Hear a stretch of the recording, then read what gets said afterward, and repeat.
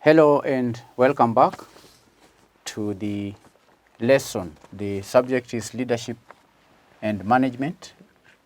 Today we want to answer question number 4. Question number 4. Part A reads, examine 3 skills required by managers at different levels of management. 6 marks. Skills required by different managers. Part A, skills required by different managers.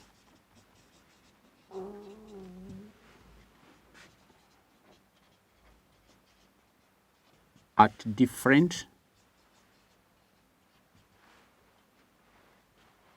levels of management. Now, what is a skill? A skill is the ability to do something proficiently. And managers at all levels are required to possess certain skills in order for them to carry out their functions. The first category or the first skill is known as technical skills.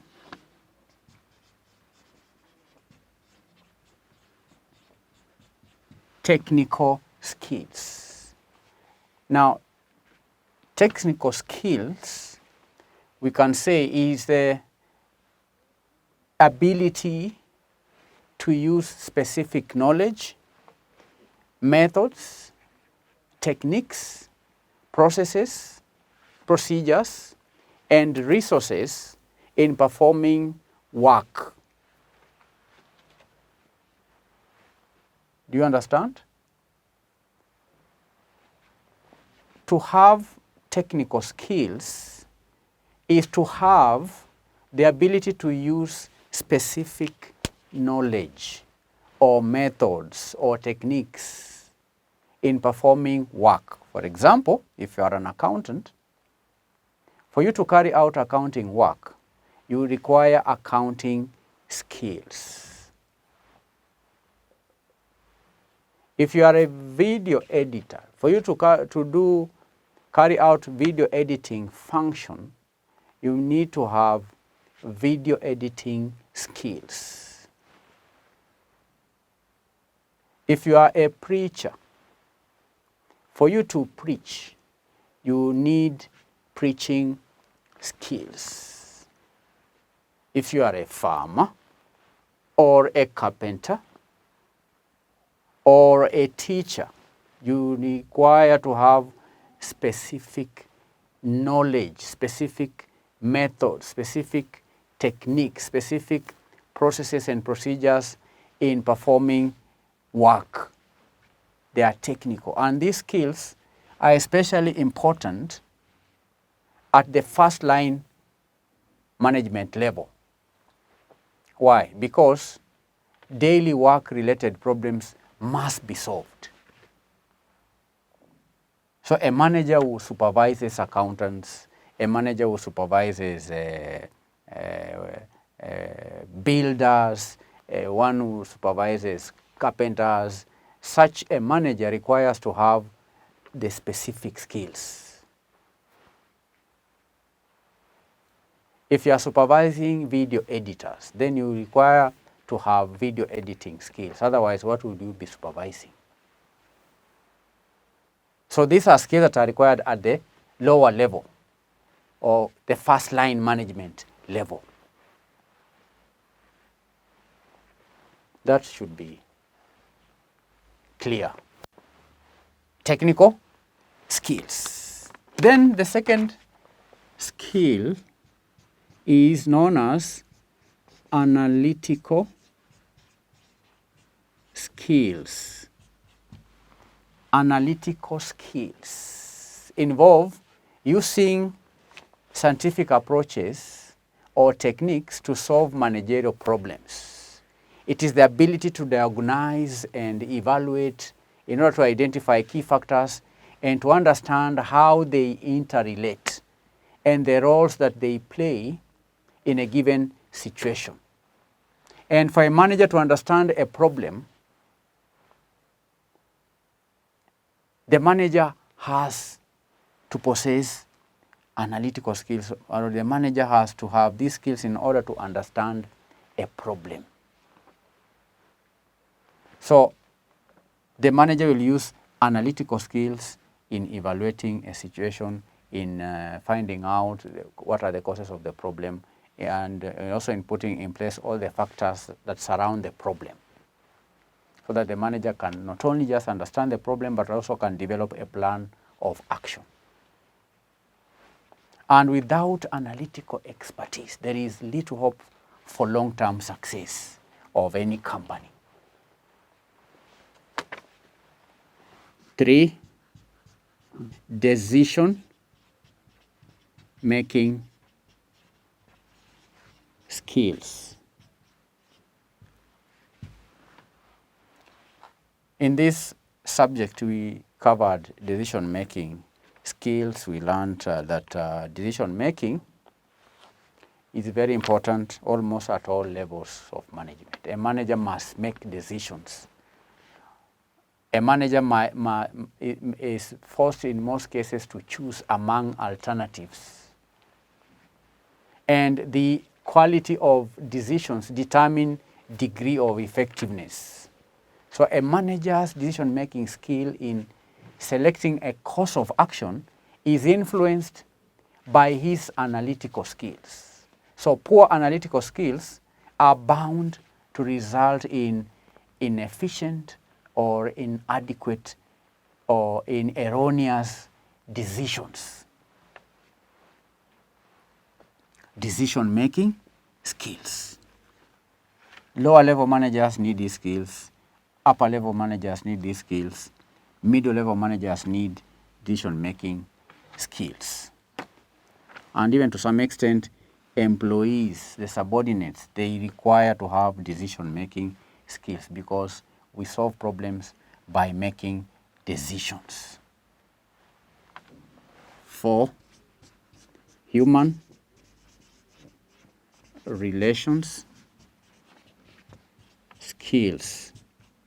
Human relations skills. The human relations skill is essential at every level of management within an organization, because it is a reflection of a manager's leadership abilities. Whether is a lower level manager or a middle level manager or an upper level manager, these managers interact with the employees, they interact within themselves, they interact with the shareholders, they interact with the suppliers, you interact with the customers, you interact with the visitors, you interact with the officials of the government, you interact with all the stakeholders. So these skills are relevant at all levels of management. And the ability of managers to work with and communicate with others is very important.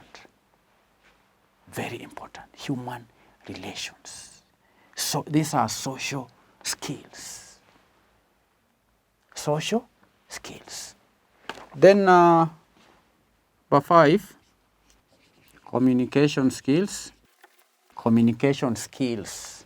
These skills are also needed or required at all levels of management. Effective communication, whether it is written communication or oral communication, is vital for effective managerial performance.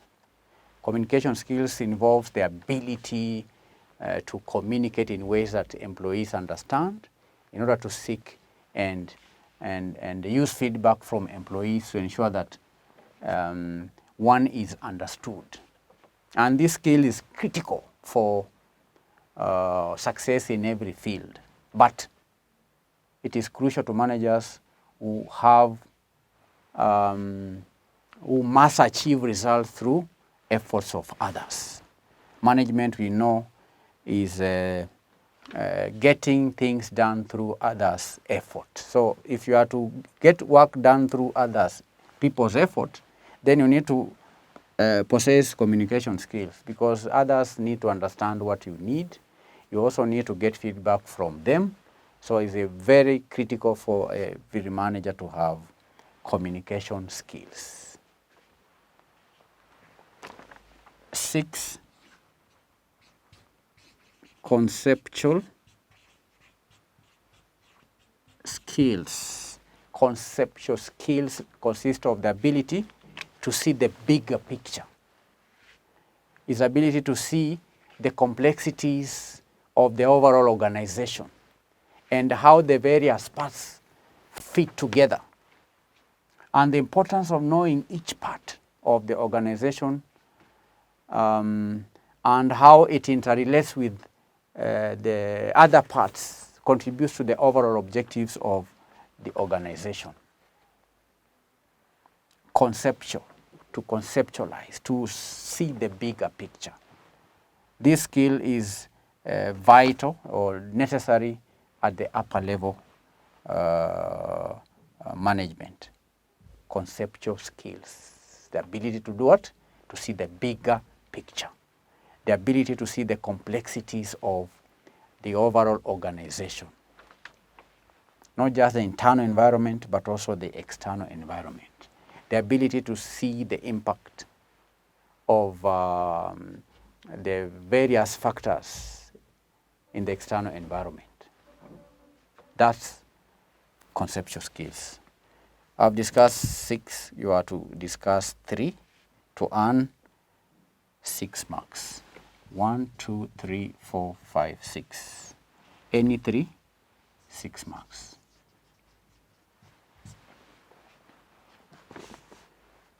I now want to answer part B. A leader's primary responsibility involves accomplishing the tasks for which the group or an organization exists.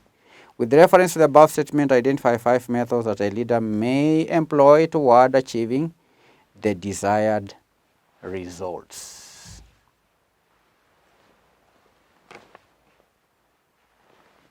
I'll use this space here, B. Methods that a leader may employ.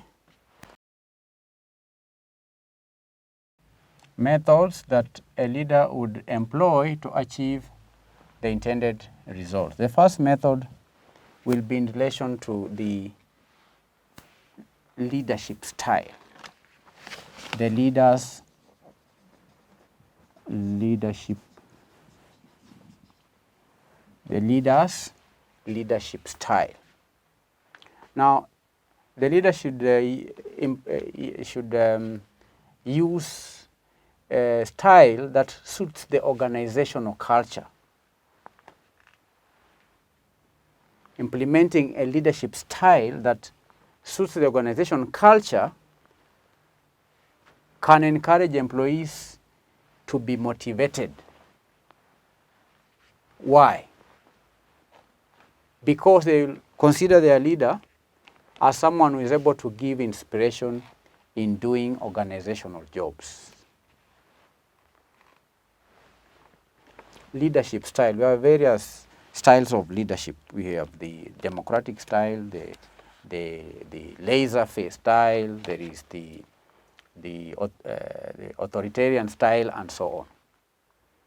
So if the organization, the culture of the organization is one that supports laissez-faire, that is the freestyle, then the leader should adopt the laissez-faire style of leadership in leading the organizational members. But if the leaders, if the employees prefer the laissez-faire style, if they've been used to being led in such a way that they're given freedom to choose what time to work, to choose what, to set their own objectives, and then a leader comes in with an autocratic style of leadership, then that can that can discourage employees, that can demotivate employees, because they will consider their leader as someone who is unable to inspire them towards achieving the intended results. Leadership style. A leader can also achieve the intended results through coordination. Coordination.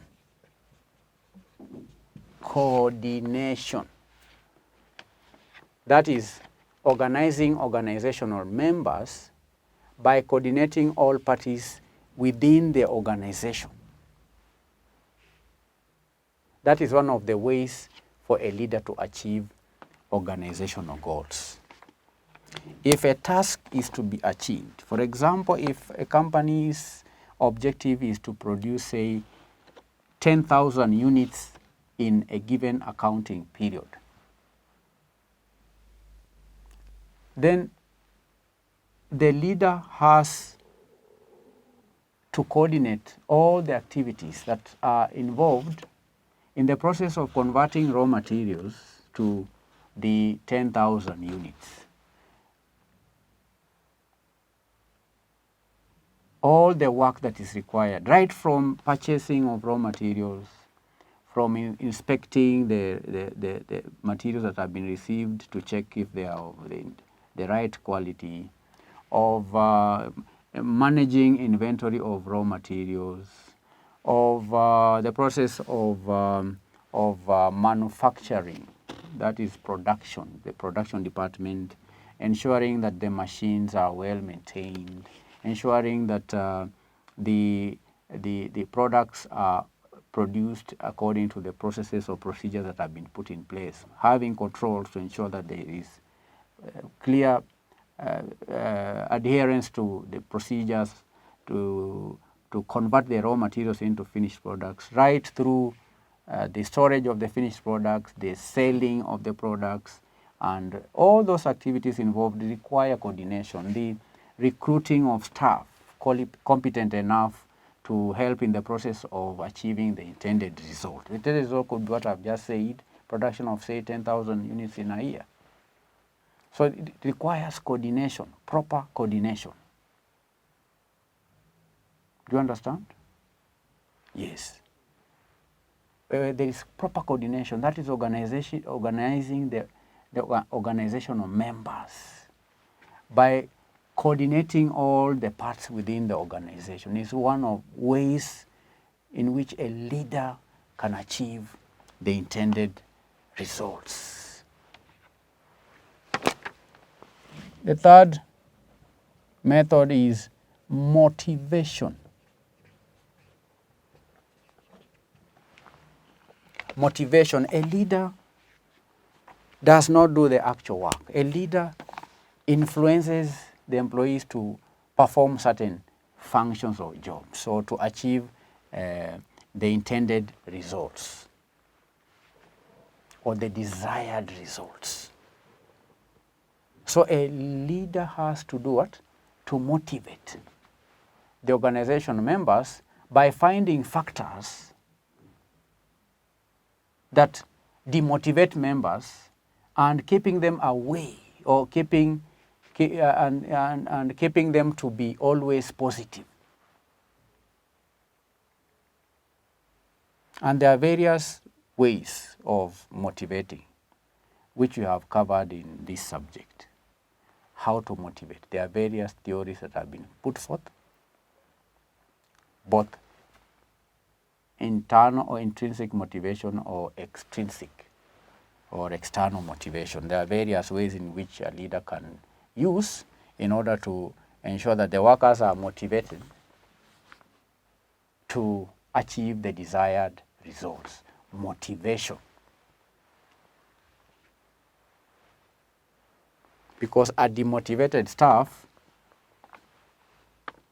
may not help the company in achieving the desired results. Motivation.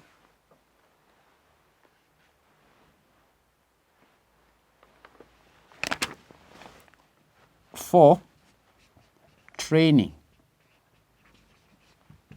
Training, coaching, and so on. The leader, after being able to identify the resources owned by the members, or is expected to give training through seminars, or by inviting experts to explain how to do the task effectively and so on.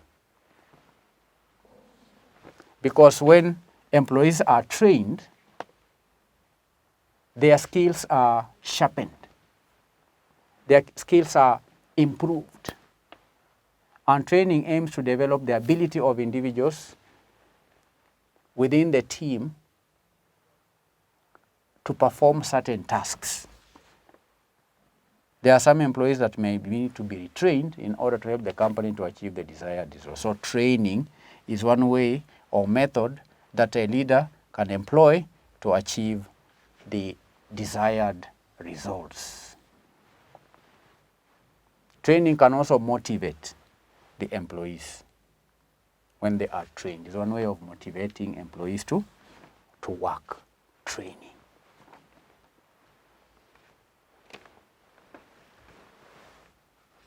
Another way is encourage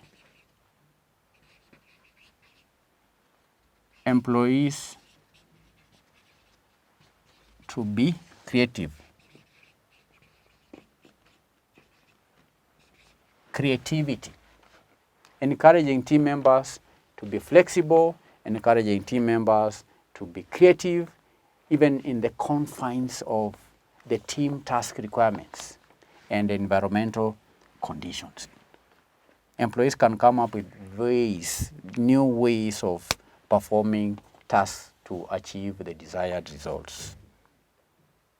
Employees can be encouraged to innovate ways, to innovate procedures, to improve the current procedures. So when a team leader encourages employees to be creative, to be innovative, then that's one way in which leader can employ, one way in which a leader can use to achieve the desired results. That is part B. 5 methods, 5 marks. 1, 2, 3, 4, 5, 5 marks. Now I'm going to answer part C. With respect to emotional intelligence skills, distinguish between the terms self-awareness and self-regulation. Self-awareness and self-regulation. So this is with respect to emotional intelligence. What is emotional intelligence? Now, emotional intelligence describes an ability or capacity or skill or self-perceived ability to identify, assess, and manage the emotions of oneself or emotions of others or emotions of groups. It's the ability or skill to manage one's emotions, to manage the emotions of others, or to manage emotions of a group. When I can manage my emotions, when I can identify and manage and assess my emotions, then I can be termed as someone who has emotional intelligence. All right? But the question is, what's the distinction between self-awareness? Self-awareness can be described as the means, it is the means or the ability, let me use the word ability, is the ability of having deep understanding. To be self-aware is to have deep understanding of one's emotions, strengths, weaknesses, needs, and drives. It is the ability to accurately perceive one's emotions and understand one's tendencies across situations. Self-awareness. Okay? Do you understand? Having a deep understanding of one's emotions. It means having deep understanding of one's emotions and others' emotions. When I have self-awareness, then it's very easy for me to understand or assess other people's emotions. And it's supposed to be self-awareness and what else? Self-regulation. Self-regulation. This refers to self-control. This is a component of emotional intelligence that frees us from being prisoners of our feelings. All right? It is a component of emotional intelligence that frees us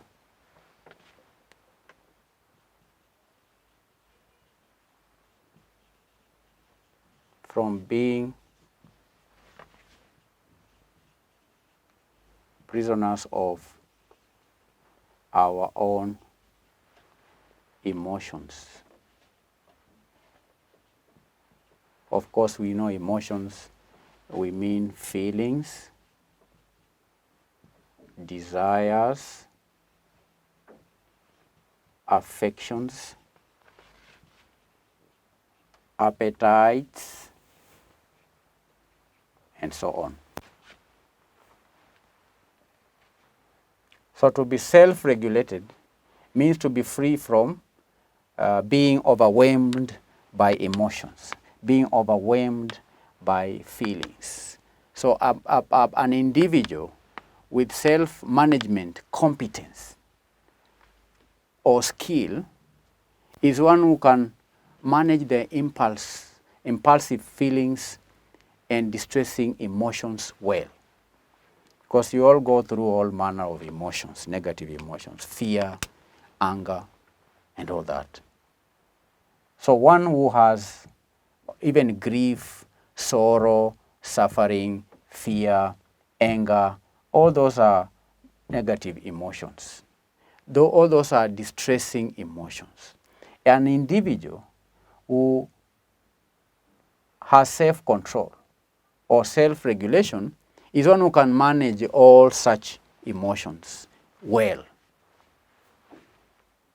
Such an individual can also manage or can stay composed, can stay positive in trying moments. There are people who can go through trying moments, but you find them being calm. There are people who can go through distressful situations, but they still stay calm. They can still stay unflappable, all right? They stay composed. Those are individuals who possess that skill of self-regulation. These are individuals when still under such overwhelming emotions or distressful emotions, they think clearly and stay focused even under pressure. Do you understand? And individuals who have this skill known as self-awareness are people with strong self-awareness. They are neither overly critical or unrealistically hopeful. Look at those two words. They are neither what? They are neither overly critical. They don't over-criticize others or over-criticizing themselves. Neither are they unrealistically hopeful. They don't have false hopes. They are people who are realistic. They are not carried out with the environment, the feelings, and so on. They are rather honest with themselves. They are honest with others.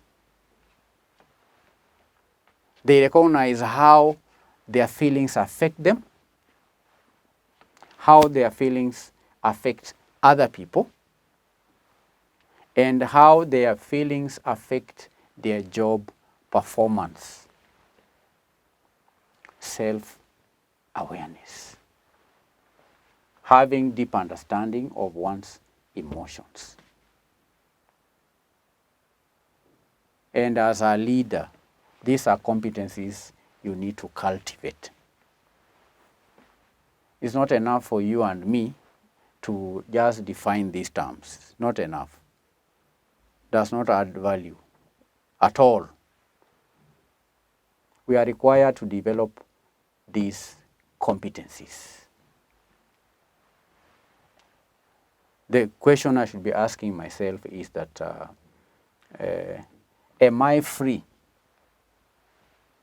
from my emotions? Or am I carried out away? Am I easily carried out by emotions?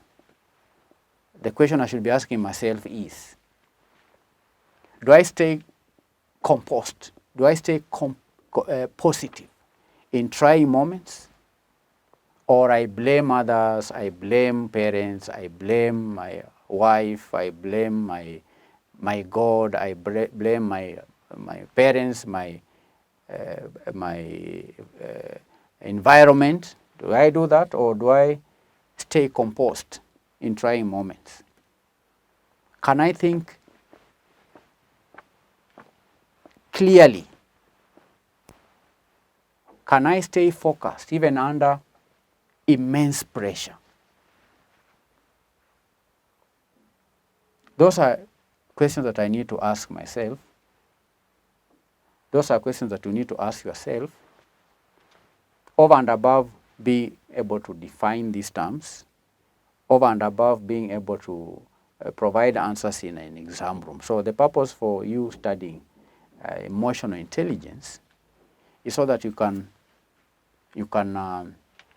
develop emotional intelligence competencies. There are many, there are not two.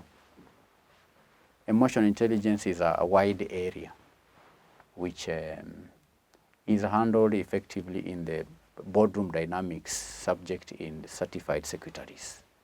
It's an area that you may also want to explore, not just for the purposes of the exams or career, but we need an emotional intelligence in all the other aspects of life, at the family level, social level, everywhere. Because we are emotional beings, we are social beings, we interact with people, our emotions, our behaviors have an impact on other people. So we can develop these competencies and become big assets, not just at the workplace, but also in the society. The ability to identify, the ability to assess, the ability to manage one's emotions and emotions of others is an asset, a big one. It's a competency, it's a core competency. So that's all for this question. We've answered question number 4. In our next class, we are going to answer question number 5. Thank you for your time. I hope to meet you in our next session where we continue to share knowledge in leadership and management. Bye.